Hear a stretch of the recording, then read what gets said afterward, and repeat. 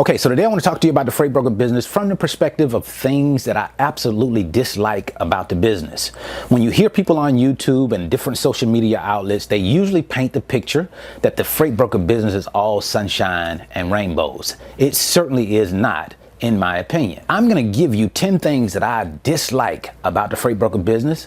You can take a look at those things and you might have some of those same feelings about some of the things that I'm going to share. Some of the things you'll feel differently about because we are different people. But at any rate, I'm going to share with you things that I dislike about the freight broker business. So come on inside, sit back, relax, and let's get down into the business. First things first, the freight broker business is a job. So if you're getting rid of your job to think that you're going to get into a business and you're not going to have a job, you're going to have a lot of free time on your hand, that is likely not going to be the case. Especially when you first start. You're likely going to be working from the time you get up in the morning to the time you go to bed. And then you're going to wake up and do that all over again. It's you locked in, building this business on your own all day, every day until you can get the business to start moving. And even when you start getting the business moving, it still requires you in the seat, in the captain's seat, making the decisions, moving the loads, talking to the customers all day, every day. So if you're getting rid of your job thinking that you're not going to have a job, you need to think about that twice. You'll definitely have a job and it will be a difficult job, especially when you first get started. Yes, the freight broker business is filled with disappointment. You got to think about it. You're calling people every day that don't expect your call, that don't want you to call them, and they don't want to talk to you. And you're calling these people trying to get their business. You would think that sometimes they might understand. Maybe they've been in a situation before, but you're just going to have some people that are outright rude. Just how it goes. They're not going to want to talk to you. They don't have time to talk to you all the time. And they're going to express that on those calls sometimes. So it's filled with disappointment. So that's something that you got to get used to. You got to make sure that you don't take it personal. But at the end of the day, that's going to get old after a while. And you're going to have to keep doing it. That's just what it's about when you first get started. When you don't have any relationships with anybody, when you're not working with customers, you're trying to build those relationships. You are going to have to deal with disappointment and deal with that disappointment often. Cognitive dissonance. When somebody tells you they will do something or take a certain action, you will expect the follow-up, the follow-through to be what they said they will do. What you'll find is that doesn't always work in this business. As a matter of fact, a lot of times it doesn't work. You'll have a customer that says, hey, I'm going to get set up with you. We're going to start moving loads. You call that customer tomorrow and they act like they don't know you. That's how this business works sometimes. People don't always do what they say they are going to do.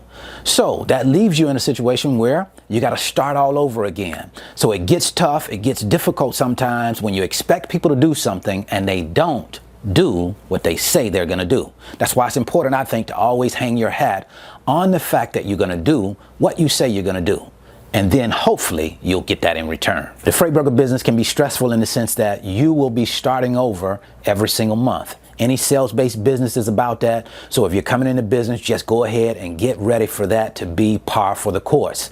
It's about starting at zero. Doesn't matter if you've had a $30,000 or $40,000 month last month. This month, you start at zero and you could be at $10,000 or $15,000 or $5,000. Just because you made 30 or 40 last month does not mean that you're going to make that same amount of money again next month. All of the effort that you put in last month, you have to put all of that effort in again this month, plus more sometimes, just to duplicate your efforts. So it's about always starting over, and sometimes that can be a bit stressful. Your freight broker business is a service that you offer to your customers, and that service is not just dependent on what you say you will do.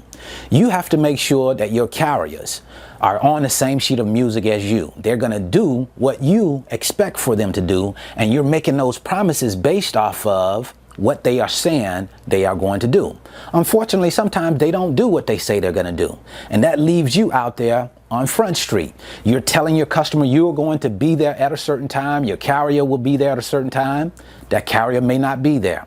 You're telling the customer that you're going to make sure that the load arrives safely, but you can't really say that knowing 100% that it's going to happen, because that's dependent on somebody else doing what they say they will do. And sometimes it's out of your control because accidents happen. So it's not just about what you say you'll do. You have to depend on other people to do what they say they'll do, and sometimes that just doesn't happen. You always have to be watching your back, because when you work with people, sometimes they have no intention of paying you. Sometimes we get the idea that if you're working with larger companies, that all larger companies pay and they pay on time. That's just not true. You'll work with companies, move 10, 15 loads, you're expecting to get paid, and you won't get paid. When you're a small company and you're moved 10 loads and you don't get paid for those loads, that can be very, very stressful. That can cause some serious problems for you and your business. That could cause you to go out of business. So you always have to be looking and watching out for your best interests, have to watch your back, because if you don't, you will get clipped. The freight broker business is a dog-eat-dog world. Everybody goes in the name of partnership. We say that the shipper is our partner. We say that the carrier is our partner. But at the end of the day, you are your own partner. And you have to make sure that you're looking out for yourself. The carrier has to make sure he's looking out for himself. And so does the shipper. It's all about everybody on their own looking out for their own best interests. So make sure you're doing the same. Anything can happen and anything will happen. We had a customer that we were working with. Everything was going great. We were doing very good business with the customer. They were very satisfied with what we were doing. All of a sudden, they had a rat infestation at one of the facilities that we were moving out of, the main facility we were moving all of our loads out of. And then that wiped out all of the business. $10,000 to $15,000 with that one customer out of that facility, gone overnight. That's just how it goes. Customers will leave you. You can think that everything is going well with you and the customer. You can think that you have good relationships with the customers. Everything can seem like we're A-okay. And one day you call the customer, maybe you don't get in contact with the customer that day. They don't answer your call. You call back the next day. You still can't get in contact with the customer. And you find out that that customer has moved on. They're moving loads with other brokers, other freight brokers, but they're not moving loads with you anymore. Your prices may have been too high. You may have said something that they didn't like. At any rate, you will lose customers, so you always have to be replenishing your customer network. In the freight broker business, it's hard to relax. You're always on edge because you know there's always something lurking. There's always a problem around the corner. You don't know what it is, but you know it's coming. It's just like you knowing a bomb is coming. You're in the war and you're saying, man, the bomb is coming from somewhere, but I don't know where it's coming from. But you have to be on the lookout all the time. So it keeps you in a stressful situation. It keeps your mind going. You're always wondering what's getting ready to happen. That's just how it works in the business. I imagine that it's like that in most businesses. So make sure you're ready for that when you start your freight broker business. At my core, I'm an introvert. But unfortunately, the freight broker business does not work for introverts.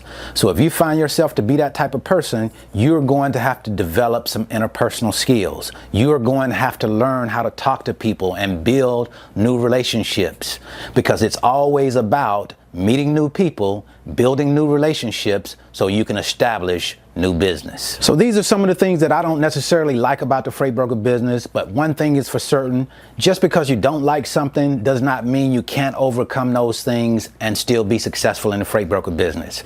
If there are some things that you're not liking in the freight broker business, drop us a line in the comment section. Let us know what those things are. And until the next time, see you at the top, because the bottom is too crowded.